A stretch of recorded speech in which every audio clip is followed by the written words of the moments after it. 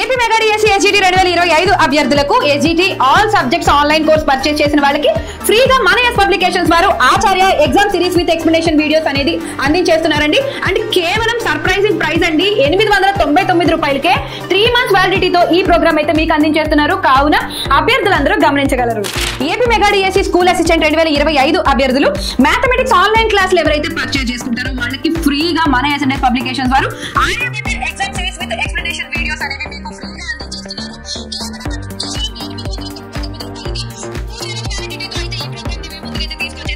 APDSC school assistant 2025 అభ్యర్థులకు social studies online classes ఎవరైతే purchase చేస్తారో వారికి Baahubali exam series with explanation videos ఫ్రీగా అయితే మన ఎస్ పబ్లికేషన్స్ ద్వారా అందించేస్తున్నారు. కేవలం 899 రూపాయలకి ఈ కోర్స్ అనేది మీ ముందుకు తీసుకురావడం అయితే జరిగింది. కావాల్సిన వాళ్ళు ఇప్పుడే ఎస్ పబ్లికేషన్ యాప్ ని ఇన్స్టాల్ చేసుకోండి, కోర్స్ ని పర్చేస్ చేసుకోండి. AP mega DSC school assistant 2025 అభ్యర్థుల కోసం biological science online classes purchase చేసిన వాళ్ళకి ఫ్రీగా 1500+ practice bits and biology methods explanation videos కూడా అందించేస్తున్నారండి మన ఎస్ పబ్లికేషన్స్ వారు.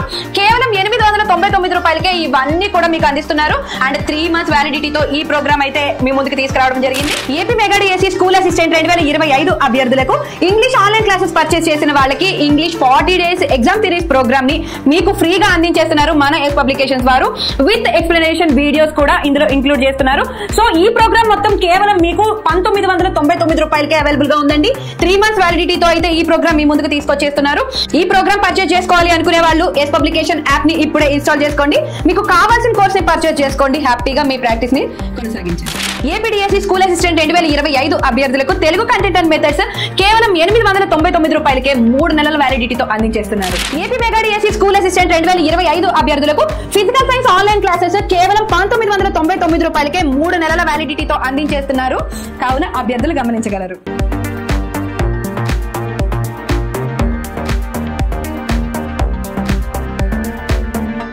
హాయ్ టీచర్స్, అందరికీ నమస్తే. నేను మీ Dhananjay, faculty of English. Hearty welcome to all of you to our SNS online classes. ఒక టీచర్స్, మరి ఈ వీడియోలో మనము ఇంగ్లీష్ రివిజనల్ టెస్ట్ సంబంధించి 4కి సంబంధించిన బిట్స్ మనం చూద్దాం నాన్న. ఓకేనా? రైట్. ఫస్ట్ బిట్ చూడండి.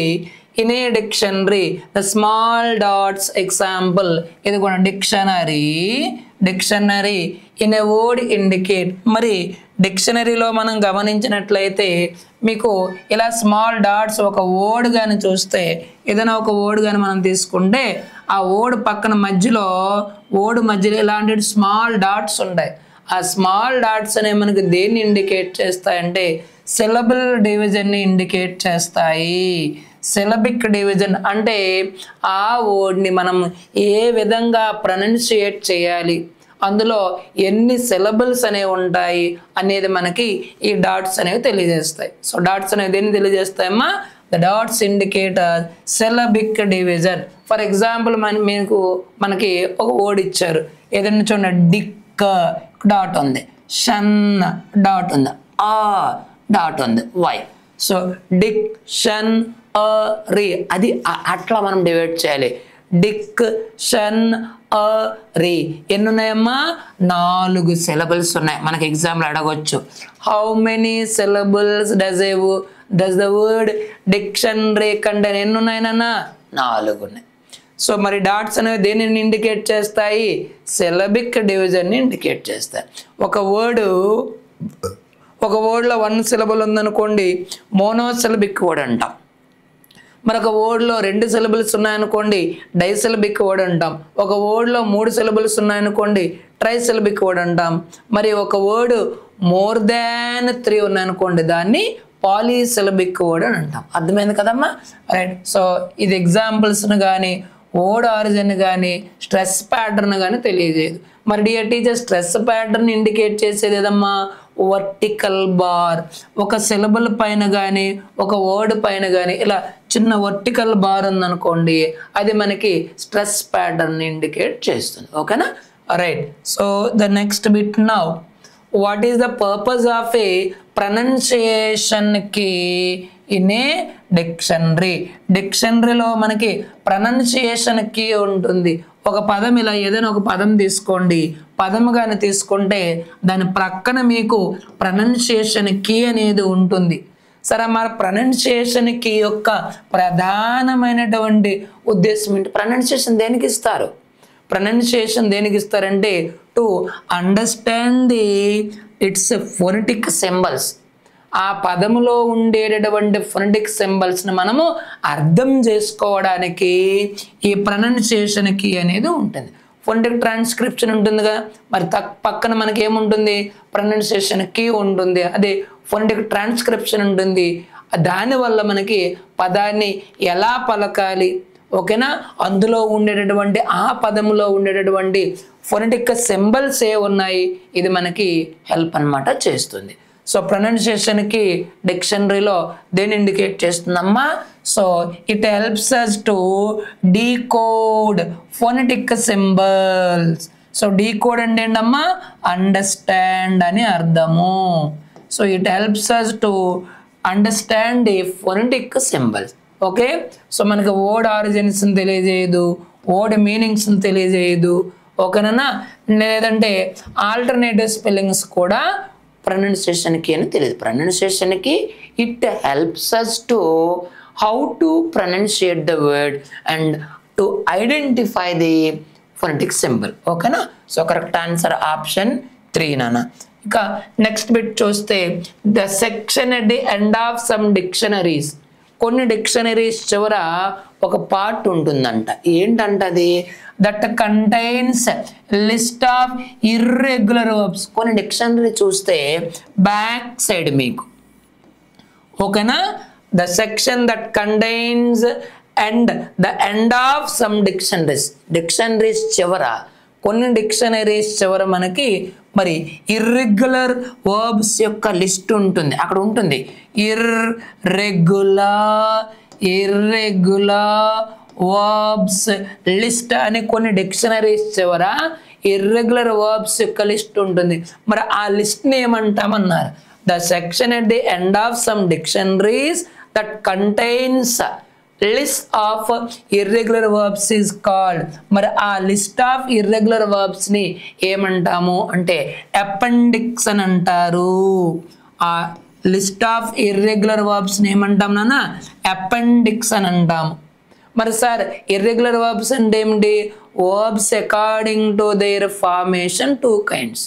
మరి క్రియలు అవి ఫామ్ అయ్యే విధానాన్ని ఆధారంగా చేసుకొని 2 రకాలుగా వర్గీకరించడం జరిగింది. ఏంటవి? Regular verbs, irregular verbs. Sir regular verbs అంటే ఏమిటి? The verbs which form their past tense by adding ED or D are called regular. మరి ఏ క్రియ అయితే దాని యొక్క పాస్ట్ టెన్స్, పాస్ట్ పార్టిసిపల్ ఈడి కానీ డి కానీ సో యాడ్ అవడం వల్ల ఫామ్ అయితే వాటిని రెగ్యులర్ వర్బ్స్ అని అంటాం. ఫర్ ఎగ్జాంపుల్ వాక్ తీసుకోండి. వాక్ తీసుకుంటే second form just ED add అవుతుంది, వాక్డ్. థర్డ్ ఫామ్ కూడా సేమే. అంటే ఏమైంది?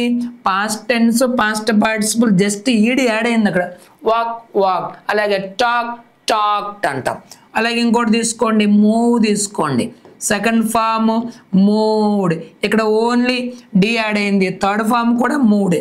అంటే చూసారా, past tense, past participle forms are formed by adding ED or D. Such like verbs are called regular. మరి ఇర్రెగ్యులర్ అంటే ఏమిటి? So the verbs which form their past tense, past participle by changing the vowel.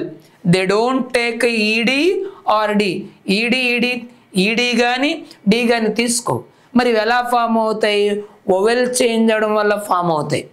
మరికొన్ని all 3 సేమ్గా ఉంటాయి, మరికొన్ని first form third form ఈక్వల్గా ఉంటాయి.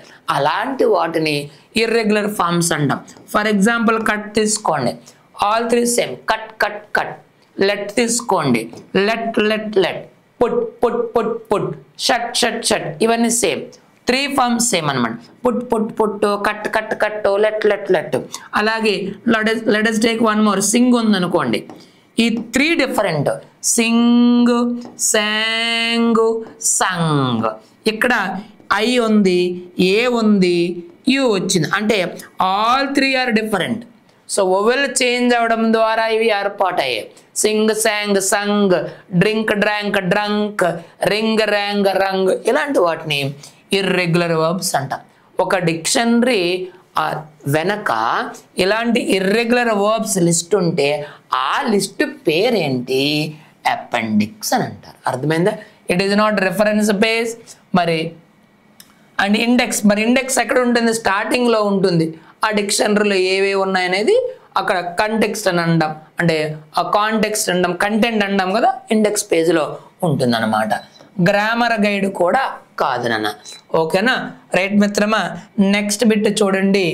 If a dictionary list ADJ ADV next a word it means what? ఒక dictionary పదం ప్రక్కన ఒక పదం ఉంది డిక్షనరీ పేజ్లో. ఈ పదం ప్రక్కన మనకి ఏమని ఉందంట? ఏడీజే ఉందనుకోండి, అండ్ దాని పక్కనే ఏడివి, ఇలా ఒక పదం ప్రక్కన ఎట్లా ఉందనుకోండి. In a dictionary list, dictionary పేజ్లో లిస్ట్ ఉంది. ఏంటంట? ఏడీజే ఏడివి నెక్స్ట్ ఏ వర్డ్, ఒక వర్డ్కి నెక్స్ట్ ఎట్లా ఉంటే వాట్ డస్ ఇట్ మీన్? దాని యొక్క అర్థం ఏంటి? ఏడీజే అంటే ఏంటి?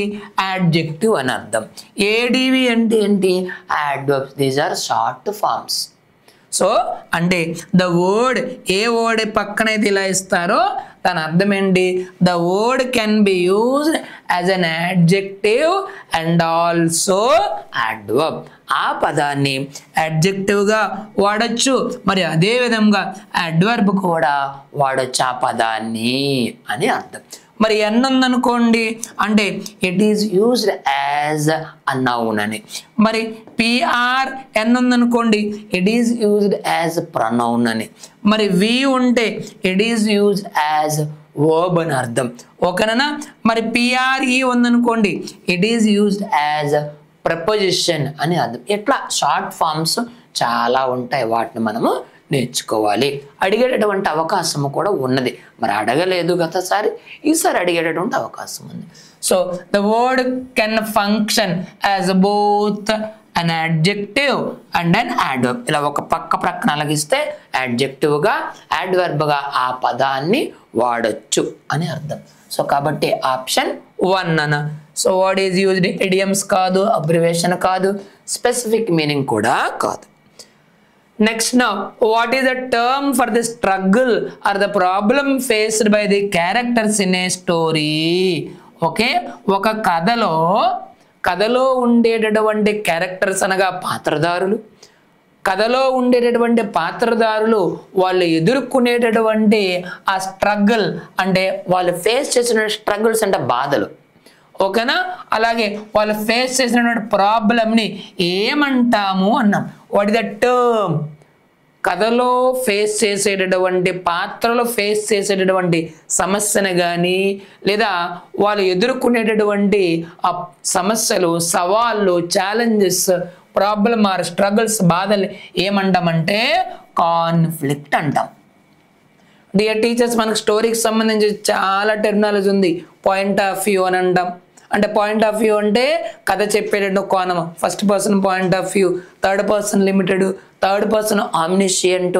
అలాగే క్యారెక్టర్స్, ప్రోటగనిస్ట్ అంటే మెయిన్ క్యారెక్టర్ అని, యాంటగనిస్ట్ అంటే విలన్ అని అర్థం.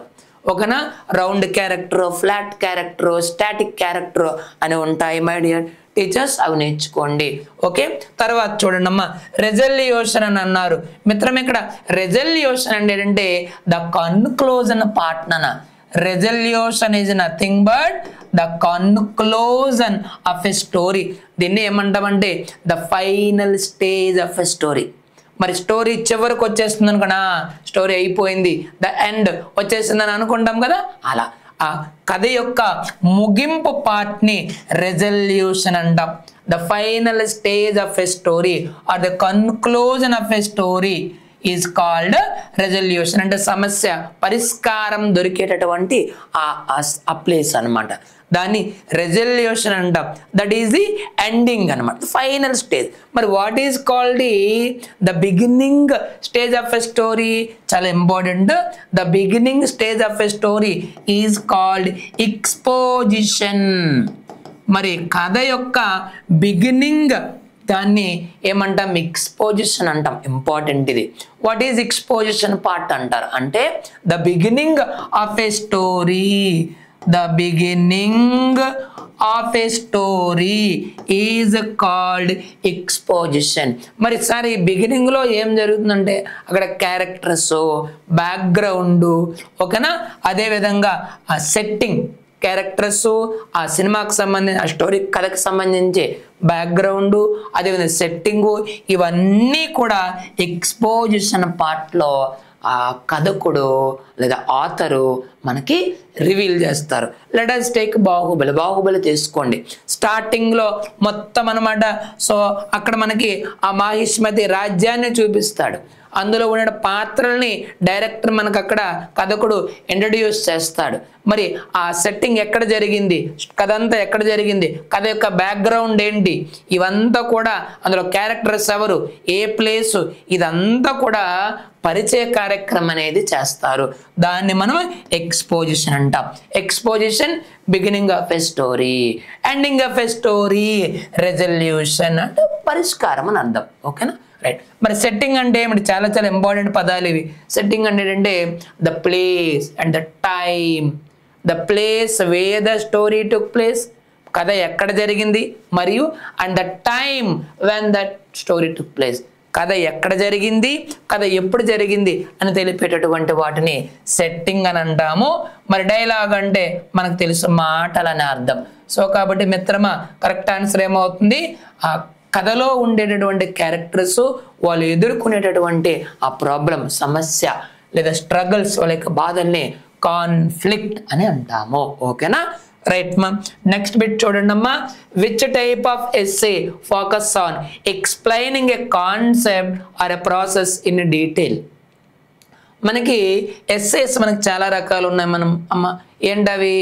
Narrative essay, expository essay, descriptive essay, persuasive essay, ఓకేనా, ఇమాజినేటివ్ ఎస్సే, రిఫ్లెక్సివ్ ఎస్సేస్ అని చాలా రకాలు ఉన్నాయి. అయితే ఏ రకానికి సంబంధించినటువంటి ఎస్సే అనేది it explains a concept or A process in detail. మీకు చిన్న క్లూ ఒకటి చెప్తా. మీకు ఒక ప్రాసెస్ కానీ ఏదైనా ఒక విధానం లేదా ఒక కాన్సెప్ట్ ఆర్ ఎల్స్ సబ్జెక్ట్ అన్నీ ఒకటే అనుకోండి, కానీ వేరు వేరు పదాలు మీకు ఇస్తుంటారు. ప్రాసెస్ అంటే ఒక పద్ధతి, ఒక మెథడ్ని వివరముగా మనం వివరిస్తూ ఉన్నాం. Or else we are explaining a concept, ఒక అంశాన్ని, or else a subject in detail, ఒక మ్యాటర్ని తీసుకున్నాం, ఒక అంశాన్ని తీసుకున్నాం, లేదా కాన్సెప్ట్ని తీసుకొని వివరముగా కానీ దాన్ని వివరించినట్లయితే దాన్ని మనం ఏమంటాం?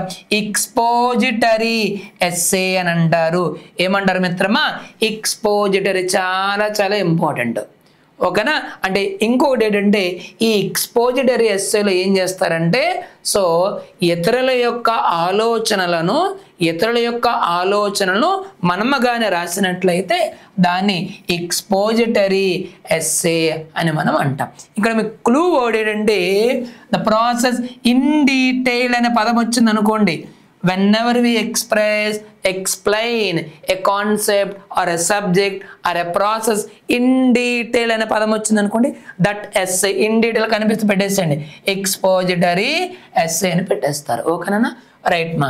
సరే మరి నెరేటివ్ ఎస్సే అంటే ఏమండి నాన్న? నెరేటివ్ ఎస్సేస్ అంటే కథారూపంలో ఉండేటటువంటి వ్యాసాలు. ఓకేనా, so an essay which narrates a story, ఇవి కథారూపంలో ఇవి మనకు ఉంటాయి, కథారూపంలో ఉంటాయి. మరి నెరేటివ్ ఎస్సేస్ ఫస్ట్ పర్సన్లో ఉండాలి, and they may be historical events, social events, or an accident or a birth or anything. దేని ఒక యాక్సిడెంట్ కానీ, ఒక వెడ్డింగ్ని కానీ, లేదంటే ఒక ఫెస్టివల్ని కానీ, లేదా చారిత్రాత్మక సంఘటన, ఒక హిస్టారికల్ ఈవెంట్ కానీ, లేదా ఒక సోషల్ ఈవెంట్, ఏదైనా ఒక అంశాన్ని తీసుకొని కథారూపములో వర్ణించినట్లయితే దాన్ని నెరేటివ్ ఎస్సే. నెరేట్ చేస్తాం. నెరేట్ అంటే చెప్పడం, మన కథారూపంలో చెప్పడం. అర్థమైందా? సో నెరేటివ్ ఎస్సేస్ అంటే ఏంటమ్మా? సో కథారూపం అంటే మన జీవితంలో మనం ఎదుర్కొన్నటువంటి ఒక సంఘటనని, ఒక అనుభవాన్ని, So we explain our experiences which we face in our lives. మన జీవితంలో మనం ఎదుర్కొన్నటువంటి అనుభవాలని కథా రూపంలో మనం తెలియజేస్తాం. Narrative essays. They may be historical events, social events, or an accident, or a wedding, or a festival, or an incident, or anything. But it should be explained in a story way. కథ రూపంలో చెప్తాం. Next descriptive essays అంటే ఏమిటి అంటే describe అంటే వర్ణించుట. Descriptive essay అంటే so వర్ణించేటటువంటి వ్యాసాలు, వర్ణనాత్మకముగా ఉండేటటువంటి వ్యాసాలు. So here what do?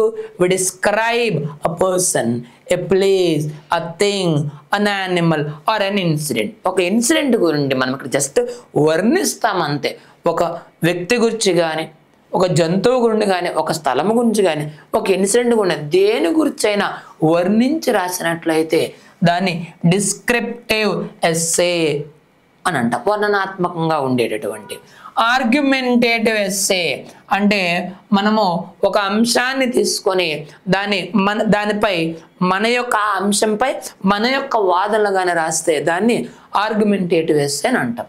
So correct answer ఏమవుతుందన్నా ఎక్స్పోజిటరీ ఎస్సే. ఓకేనా, రైట్ మా. మరి నెక్స్ట్ బిట్ చూడండి.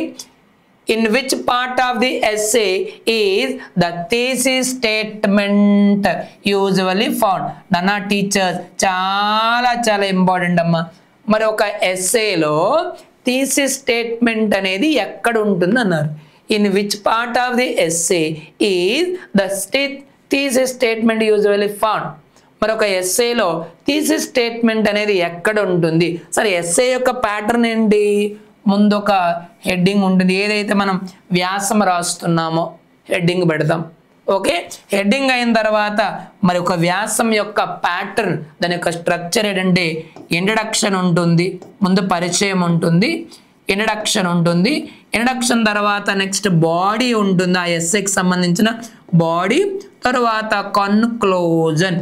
ఇది ఒక ఎస్సే యొక్క ప్యాటర్న్ అన్న.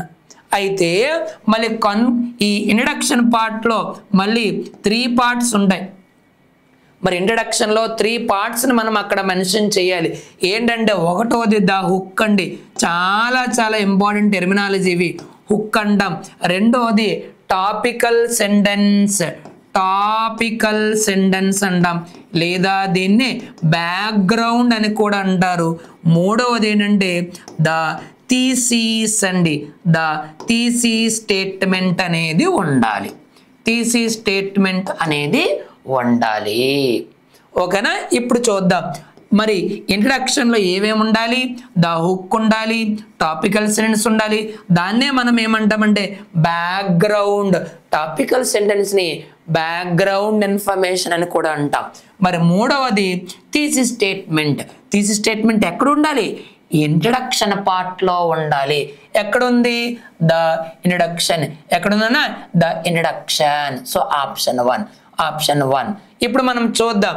మరి కన్క్లూజన్లో ఉండకూడదు, రెఫరెన్స్లో ఉండకూడదు, బాడీ పారాగ్రాఫ్లో థీసిస్ స్టేట్మెంట్ ఉండకూడదు. ముందు దీని గురించి ఒకసారి చూద్దాం మనం.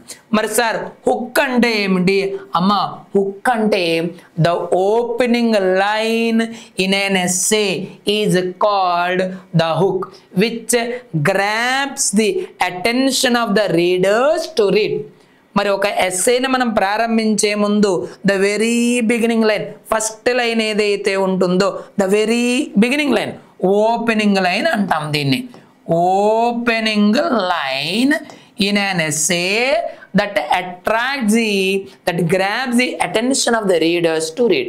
మరి పాఠకునకు అంటే పాఠకులు ఎవరైతే ఉంటారో రీడర్స్కి వాళ్ళని చదివించేటట్లు వాళ్ళ యొక్క ఏకాగ్రతని ఆ ఎస్సే వైపు మరల్చేటటువంటి ఆ స్టార్టింగ్ లైన్ని, ఇంట్రడక్షన్లో స్టార్టింగ్ లైన్ని హుక్ అని అంటారు. అడుగుతారు bit, what is meant by hook అంటే that is the opening line. అయిపోయి in an essay which grab the attention of the reader. So next topical sentence అంటే ఏమిటి? అమ్మ, ఈ టాపికల్ సెంటెన్స్లో మనం ఏం చేస్తామంటే ఆ టాపిక్ సంబంధించినటువంటి బ్యాక్గ్రౌండ్ని మనం రాస్తాం, లేదా the cause of the problem రాస్తాం.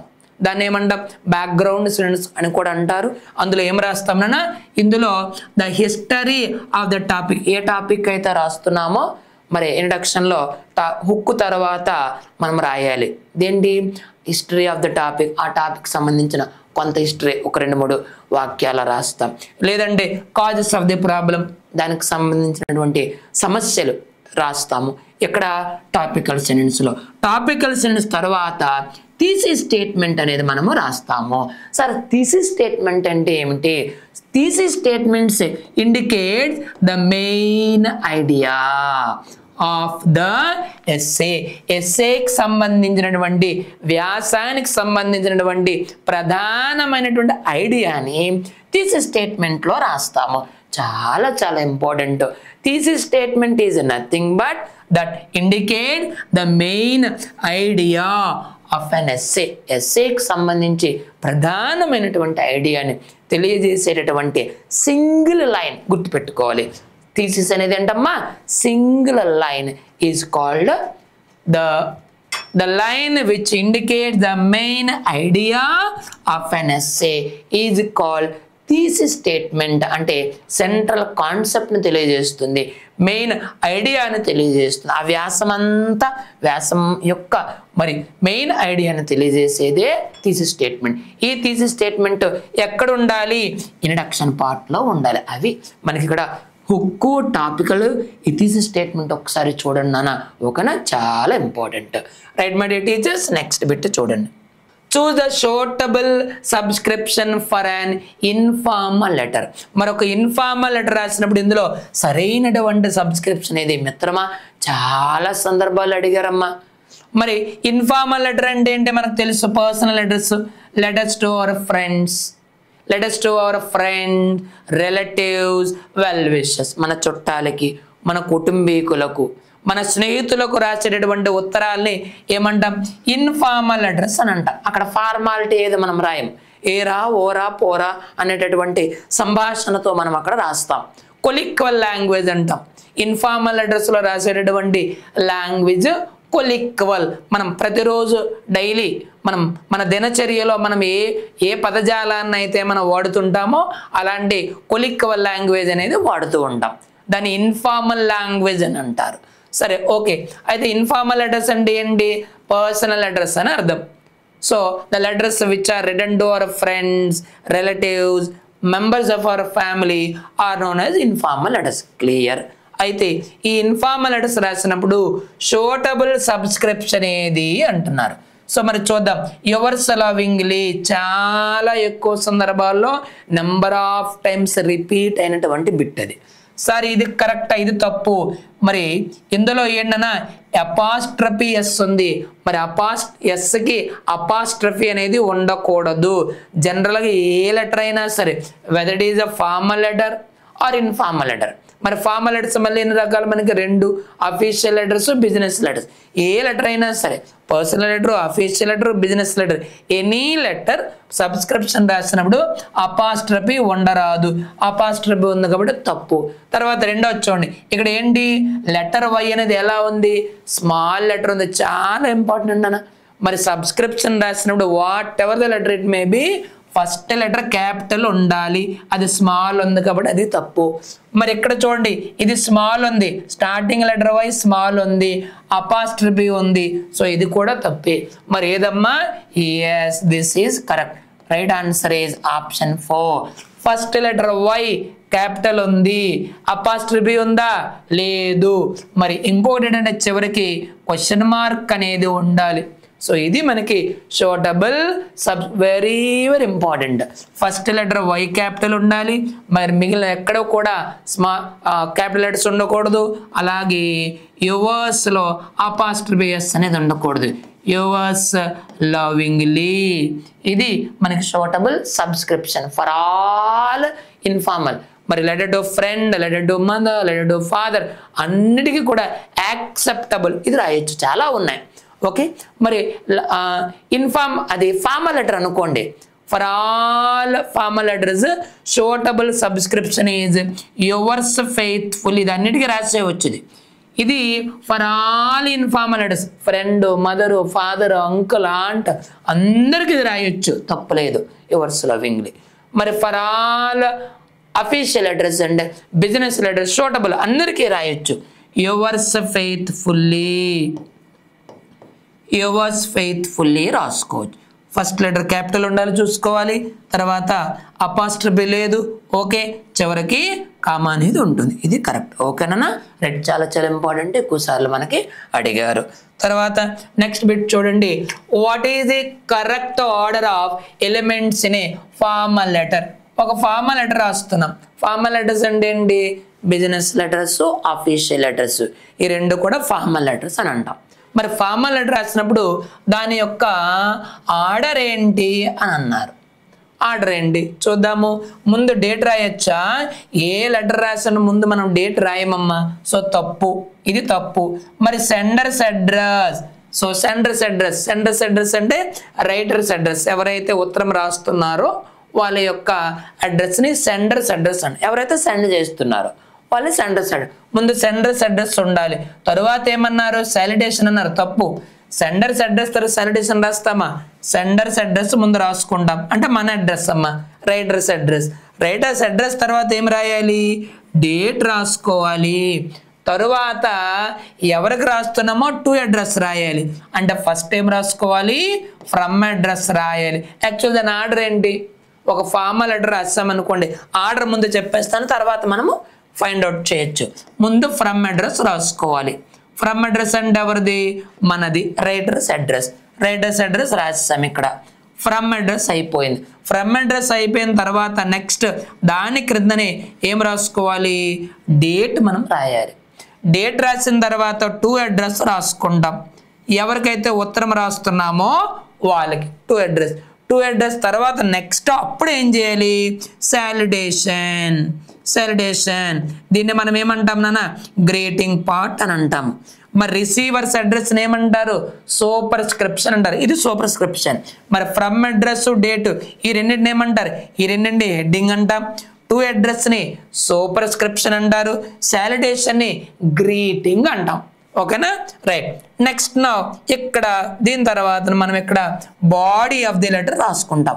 బాడీ ఏం రాయాలి? బాడీ. దాని తర్వాత ఇక్కడ దాని క్రిందన ఏం రాసుకుంటాం? ఇక్కడ మనము అంటే మనకి ఇందులో మనకి 2 ఫార్మ్స్ ఉన్నాయి. ఇంటెండెడ్ ఫార్మేట్ అంటే మనకి ట్రెడిషనల్ ఒకటి ఉంది, బ్లాక్డ్ ఫార్మేట్ ఒకటి, మొత్తం 3 ఉన్నాయి. ట్రెడిషనల్ ఫార్మేట్, ఇంటెండెడ్ ఫార్మేట్, అది దాన్ని బ్లాక్డ్ ఫార్మేట్ అంటాం, ఫుల్లీ బ్లాక్డ్. ఓకేనా? సో ట్రెడిషనల్ ఫార్మేట్ ఒకటి, బ్లాక్డ్ ఫార్మేట్ ఒకటి, ఫుల్లీ బ్లాక్డ్ ఫార్మేట్ ఉంది. మరి మనం గవర్నమెంట్ ఇప్పుడు మన టెక్స్ట్ బుక్లో ఏదైతే ఉందో అదే మనం ఫాలో అవుతాం. జనరల్ మీకు చెప్పేస్తున్నాను, మొత్తం అన్నీ ఇప్పుడు మనకి ఫుల్లీ బ్లాక్డ్ ఫార్మేటెడ్ అంటే అన్నీ కూడా లెఫ్ట్ సైడ్లో రాస్తున్నాం. అది ఫుల్లీ మీకు సెకండ్ ఇయర్లో కానీ చూస్తే మీకు తెలుస్తుంది. Fully blocked format, intended format నాన్న, బ్లాక్డ్ ఫార్మేట్ అమ్మ, ఫుల్లీ బ్లాక్డ్ ఫార్మేట్ అమ్మ. ఫుల్లీ బ్లాక్డ్ ఫార్మేట్ అంటే అన్నీ కూడా లెఫ్ట్ సైడ్లో వస్తాయి. ఫ్రమ్ అడ్రస్, డేటు, దీన్ని హెడ్డింగ్ అంటాం. టు అడ్రస్ అంటే subscription, సాలిడేషన్, greeting, body of the letter అలాగా మధ్యలో వస్తుంది. తర్వాత ఇక్కడ బాడీ ఆఫ్ ది లెటర్ అయిపోయిన తర్వాత కిందన మనము సబ్స్క్రిప్షన్ రాసుకుంటాం, అంటే ఇక్కడ రాయాలి సబ్స్క్రిప్షన్. ఇది రాసే విధానం. తర్వాత సిగ్నేచర్. ఓకే, మరి ఎక్కడ చూడండి, ఫస్ట్ సెండర్స్ అడ్రస్, ఓకే, అంటే ఫ్రమ్ అడ్రస్ మనది. తర్వాత డేట్ ఉండాలి, ఓకే. తర్వాత రెసిపియంట్ అడ్రస్ అంటే టు అడ్రస్ ఎవరికి రాస్తుంది, దాన్ని ఏమంటాము? సూపర్ స్క్రిప్షన్ అంటాం. తర్వాత టు అడ్రస్ అయింది. తర్వాత ఏముండాలి? సాలిటేషన్, సంబోధన, సాలిటేషన్. తర్వాత బాడీ, తర్వాత క్లోజింగ్. ఆ క్లోజింగ్ ఏమంటాము? సబ్స్క్రిప్షన్ అంటారు. తర్వాత సిగ్నేచర్. సో కాబట్టి ఇదే మనకి కరెక్ట్ ఆన్సర్. ఇది నేను చెప్పింది మీకు ఇప్పుడు ఫుల్లీ బ్లాక్డ్ ఫార్మేట్. బ్లాక్డ్ ఫార్మేట్లో ఏమవుతుందంటే ఒక డేట్ మాత్రం అటువైపు వస్తుంది. ఇది ఫుల్లీ బ్లాక్డ్ ఫార్మేట్. ఇది డేట్ ఎక్కడ ఉంటే ఫుల్లీ బ్లాక్డ్ ఫార్మేట్, మొత్తం అంతా లెఫ్ట్ సైడ్లో ఉండి బాడీ ఆఫ్ ది లెటర్ మధ్యలో కానీ, బాడీ ఆఫ్ ది లెటర్ దేనికైనా మధ్యలో ఉంటుంది, అదేమవుతుంది? Fully blocked. ఒక్క డేట్ మాత్రం ఉంటే బ్లాక్డ్. మరి ఇంటెండెడ్ ఫార్మేట్, దాన్ని ట్రెడిషనల్ ఫార్మేట్ అని అంటాం. ట్రెడిషనల్ ఫార్మేట్ ఇప్పుడు మనకి 6th to 10th క్లాస్లో ఉంది కదా, అది ట్రెడిషనల్ ఫార్మేట్. ఓకేనా? రైట్ మిత్రమా. సో కాబట్టి ఇక్కడ కరెక్ట్ ఆన్సర్ ఏమవుతుంది? ఆప్షన్ 3 అనేది మనకి కరెక్ట్ ఆన్సర్ అవుతుంది. మరి ఇవేవి కూడా మనకి రాంగ్ అండి.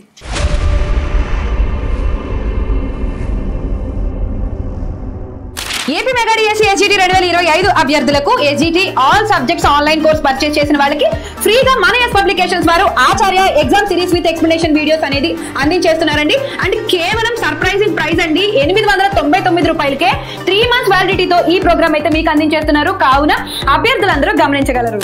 AP mega DSC school assistant 2025 అభ్యర్థులు మ్యాథమెటిక్స్ ఆన్లైన్ క్లాసులు ఎవరైతే పర్చేస్ చేసుకుంటారో వాళ్ళకి ఫ్రీగా మన ఎస్ పబ్లికేషన్స్ వారు exam series with explanation videos అనేవి మీకు ఫ్రీగా అందించేస్తున్నారు.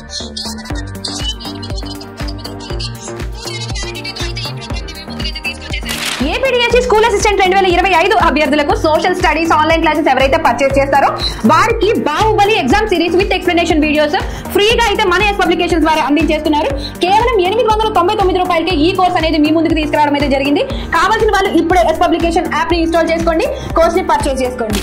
AP mega DSC school assistant 2025 అభ్యర్థుల కోసం biological science online classes purchase చేసిన వాళ్ళకి ఫ్రీగా 1500+ practice bits and biology methods explanation videos కూడా అందించేస్తున్నారండి మన ఎస్ పబ్లికేషన్స్ వారు.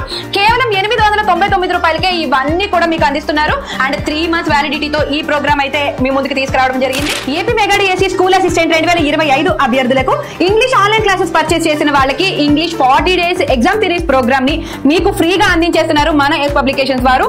విత్ ఎక్స్ప్లెనేషన్ వీడియోస్ కూడా ఇందులో ఇంక్లూడ్ చేస్తున్నారు. సో ఈ ప్రోగ్రామ్ మొత్తం కేవలం మీకు 1999 రూపాయలకే అవైలబుల్ గా ఉందండి. 3 months వ్యాలిడిటీతో అయితే ఈ ప్రోగ్రామ్ మీ ముందుకు తీసుకొచ్చేస్తున్నారు. ఈ ప్రోగ్రామ్ పర్చేస్ చేసుకోవాలి అనుకునే వాళ్ళు ఎస్ పబ్లికేషన్ యాప్ ని ఇప్పుడే ఇన్స్టాల్ చేసుకోండి. మీకు కావాల్సిన కోర్స్ ని పర్చేస్ చేసుకోండి, హ్యాపీగా మీ ప్రాక్టీస్ ని కొనసాగించండి. ఏపీడిఎస్సి స్కూల్ అసిస్టెంట్ 2025 అభ్యర్థులకు తెలుగు కంటెంట్ అండ్ మెథడ్స్ కేవలం 899 రూపాయలకే 3 నెలల వ్యాలిడిటీతో అందించేస్తున్నారు. AP mega DSC school assistant 2025 అభ్యర్థులకు ఫిజికల్ సైన్స్ ఆన్లైన్ క్లాసెస్ కేవలం 1999 రూపాయలకే 3 నెలల వ్యాలిడిటీతో అందించేస్తున్నారు. కావున అభ్యర్థులు గమనించగలరు.